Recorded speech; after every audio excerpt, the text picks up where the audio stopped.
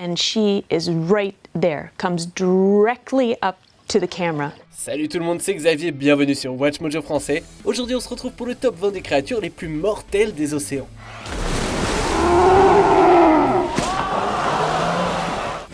Right? Yep. There it goes!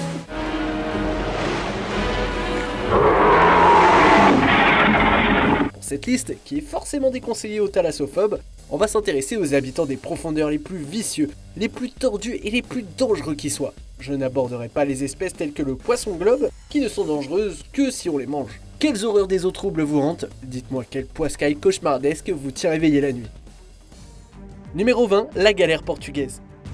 Malgré son allure de lanterne ou de ballon de baudruche à moitié dégonflé, la galère portugaise pique comme un essaim d'abeilles. Even when they're washed up and they appear dead, the stinging cells in their tentacles are still active. D'ordinaire, elle flotte à la surface de l'océan, paralysant tout poisson qui aura eu le malheur de s'approcher d'un peu trop près de ses tentacules, qui lui servent ensuite à les amener jusqu'à ce qu'il lui sert de bouche. Heureusement pour nous, les humains sont généralement trop grands pour s'en mêler et se faire paralyser. Mais ça n'empêche pas la piqûre d'être douloureuse, très douloureuse. Les piqûres de la galère portugaise peuvent laisser des marques rouges de la longueur de leurs tentacules. Dans certains cas extrêmes, elles peuvent même provoquer une réaction allergique qui peut fermer la gorge ou causer un choc anaphylactique. Au-delà de ces piqûres ultra sévères, on survit à la galère portugaise, mais pas sans un souvenir douloureux. Numéro 19, le poisson-pierre. Et vous qui pensiez que marcher sur un Lego c'était douloureux? Cette petite espèce de poisson a une tronche peu banale. En effet, elle ressemble à un lit de roche, d'où son nom, ce qui est plutôt astucieux pour tenir éloigné les prédateurs. Its warty, bumpy skin is nearly indistinguishable from the sand and coral surrounding it. Malheureusement, ceux à qui le destin a mis un poisson-pierre sur leur route et qui marchent dessus se verront perforés par les aiguillons de sa nageoire dorsale qui sont capables de transpercer une chaussure. Right? Yep. There it goes! Good grief. And that would squirt into your foot? En plus de la douleur initiale, les victimes doivent aussi subir une neurotoxine qui a le potentiel de couper leur système respiratoire et même de provoquer une défaillance cardiaque. Ouch! On trouve le poisson-pierre dans la région Indo-Pacifique et c'est d'ailleurs un plat très apprécié dans plusieurs endroits. Enfin, une fois que la cuisson a détruit son venin, bien sûr. Numéro 18, l'oursin-fleur. Contrairement à d'autres créatures toxiques en forme de ballon de sa famille, l'oursin-fleur n'a pas l'air franchement pointu et piquant, mais plutôt spongieux. C'est une ruse. Looks like you stepped on a fire urchin. Stepped on me? Stepped on me? Are you kidding? This guy was dancing on me. Ils sont recouverts d'épines et de petites antennes rondes qui ont l'air, vous l'avez compris, d'un bouquet de fleurs. Mais ne vous avisez pas de les sentir. Quand ces fleurs détectent une menace, elles se referment et expulsent une toxine douloureuse. Ces oursins sont même capables de projeter de petites parties d'eux-mêmes, comme des espèces de griffes. On appelle ça les pédicellaires. Ça se plante dans la peau et ça l'attaque pendant des heures. On a déjà rapporté des cas d'incidents impliquant ces oursins qui auraient été mortels. Mais heureusement à ce jour, aucun cas n'a été confirmé. Numéro 17, le requin mako. Vu sa tronche, j'imagine qu'il n'est pas du genre à se laisser approcher. Enfin, pas si on tient à toutes les parties de son corps en tout cas. Le requin mako est connu pour sa gueule qui déborde de dents acérées et pour son incroyable vitesse. En effet, avec une vitesse de pointe estimée à 70 km/h, c'est grosso modo une torpille vivante. Ça le rend dangereux selon vous? Ou comme vous avez raison? Même si, soyons honnêtes, il y a quand même un bon paquet de poissons qui sont plus rapides que nous à la nage de toute façon. Sur 9 attaques signalées, le requin mako n'a été tenu responsable que d'une seule agression mortelle, ce qui laisse penser que détruire l'humanité n'est probablement pas son ambition. That's a beast. Look at those teeth. D'ailleurs, la plupart des blessures qu'il a infligées l'ont été à des pêcheurs qui voulaient les pêcher pour le plaisir. Du coup, difficile d'en vouloir au mako. Numéro 16, la pieuvre à anneaux bleus. Oh, look at that bright color change. Gorgeous. Un si joli petit nom pour une bestiole si dangereuse. En ce qui concerne ses talents de tueuse, la réputation de la pieuvre à anneaux bleus vient de son infusion de neurotoxine TTX ou tétrodotoxine présente dans ses morsures. But what makes them so toxic? Well, they're cool in that they don't make their own venom. They use other organisms, bacteria they find out here, and they hide them in their salivary glands. Les humains en particulier encourent de sérieux risques à cause de la TTX qui peut leur couper la respiration, entraînant la mort en quelques minutes de ceux qui ne reçoivent pas d'attention médicale. Étant donné qu'une seule de ces pieuvres contient assez de TTX pour tuer jusqu'à 26 humains en quelques minutes, je le rappelle, et que la TTX est des milliers de fois plus puissante que le cyanure, la menace est réelle. Within only a fraction of a second, the octopus bites back, and the scorpionfish spits it out. The scorpionfish will have a sore mouth for days, if it even survives. Numéro 15, l'orque. Mettons les choses au clair tout de suite. Dans l'histoire, il n'y a eu qu'un exemple documenté de morsure d'un humain par un orque sauvage et aucun décès enregistré. Cela étant, un orque, c'est plus gros qu'un grand requin blanc, c'est giga intelligent, ça s'est chassé en meute avec des stratégies et tout, et son régime va du phoque à des baleines plus grosses que lui. En ce qui concerne la force pure, la taille et l'intelligence, l'orque a sa place parmi les prédateurs les plus efficaces de l'histoire. We could see this really fascinating behavior of them spy hopping. Individually, they would just poke their heads up and come up, rise up, and just have a look around. Les orques sont même connus pour faire équipe et créer des vagues qui leur servent d'armes à distance pour faire tomber leurs proies de petits icebergs. Si vous voulez mon avis, on est quand même à pas grand chose d'un super pouvoir de comic book. And the wave crashed down, and we just knew, that was it. We just, like, the whole boat just went, Wah! Je peux certifier qu'on n'intéresse pas du tout les orques, parce que si c'était le cas, aucun de nous ne serait ressorti de l'océan. Numéro 14, le lion de mer. Certaines espèces de lions de mer peuvent atteindre 1 tonne.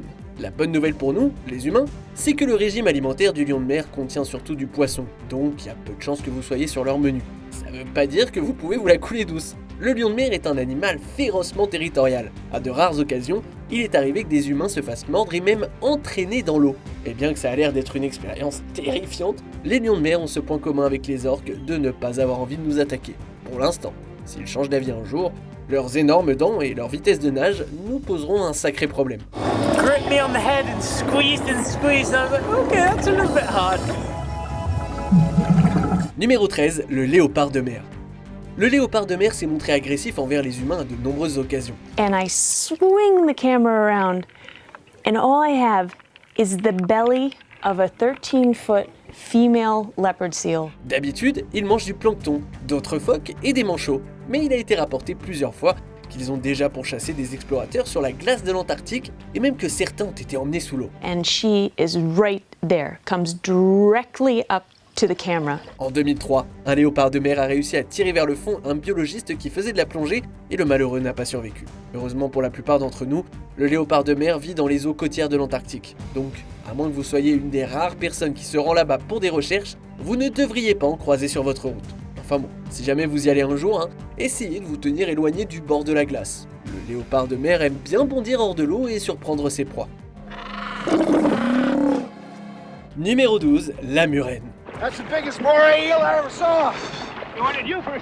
On trouve la murène le plus souvent dans les eaux océaniques ou saumâtres, et elle évite autant que possible le contact avec les humains. Cela dit, si elle se sent trop menacée, cette créature va s'assurer que son agresseur retienne bien la leçon. Not doing anything that would be a no-go. Shoot like many others. One of them suddenly decided to get rid of me.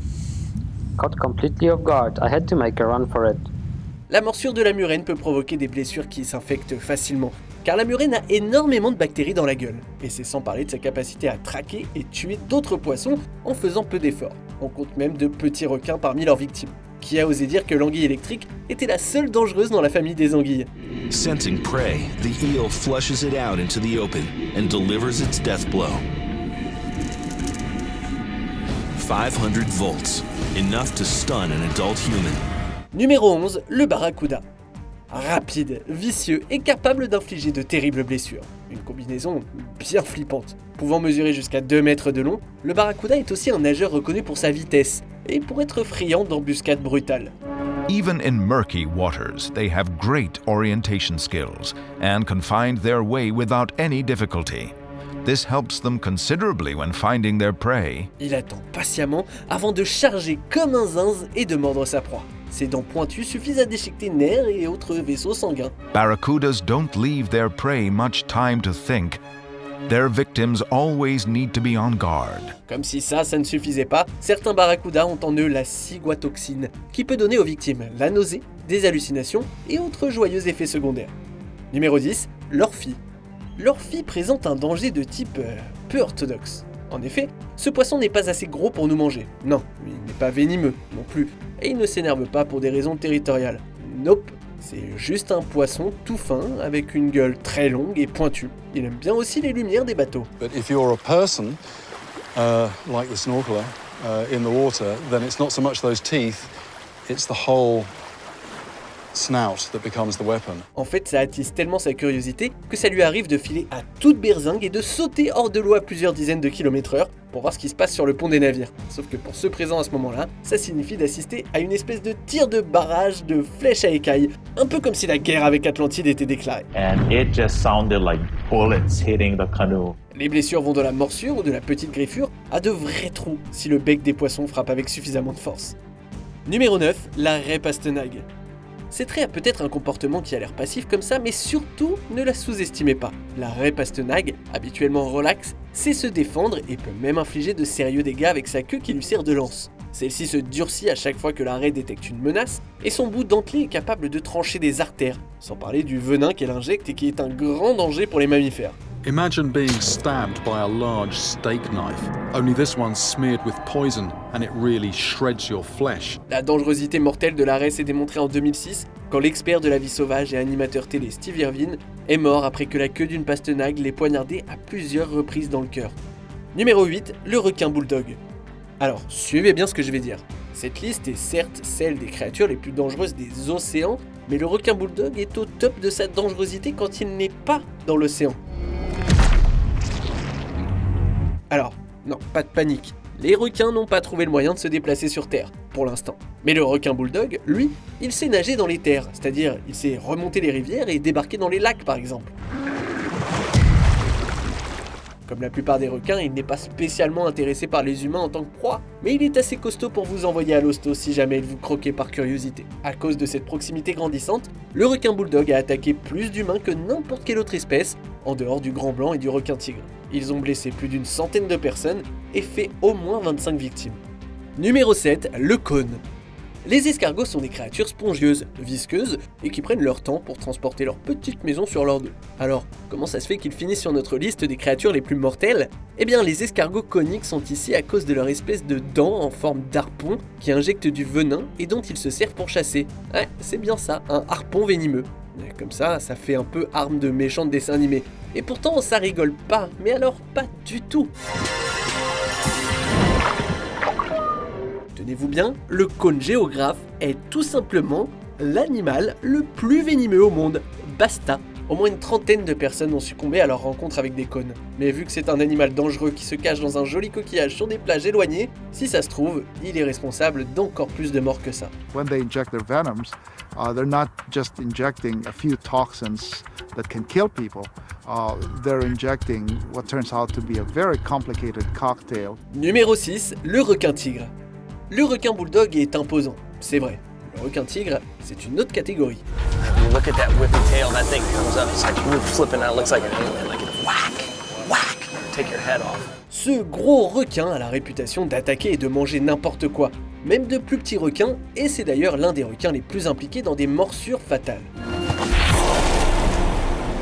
Le requin tigre ne voit pas les humains comme de la nourriture, mais il rôde souvent dans des eaux peu profondes ou à l'embouchure de rivières, en fait là où il est plus probable qu'il croise la route d'êtres humains. Seeing the sharks chow down giant chunks of fish was a quick reminder of the seriousness of those teeth. Pour ne rien arranger, ses sangs aiguisés et ses dents calcifiées lui permettent de se débarrasser vite fait bien fait de n'importe quelle proie. Numéro 5, le grand requin blanc. L'adjectif grand dans son nom, c'est pas un truc positif, hein, genre Alexandre le Grand. Non. C'est plutôt un indicateur bien glauque de sa férocité. So when I jump in there and float out 30-40 yards, I'm gonna look like an easy target for these sharks. Le trait le plus rapidement identifiable du grand requin blanc, c'est sa taille. Cette espèce peut mesurer jusqu'à 7,50 m selon les experts et atteindre 3,3 tonnes.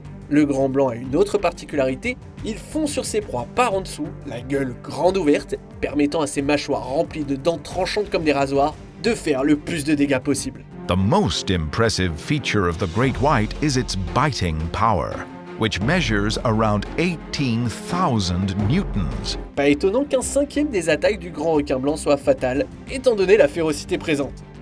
Numéro 4, le crocodile marin. Highly secretive, powerful ambush predators that glide through murky water. Here is the saltwater crocodile.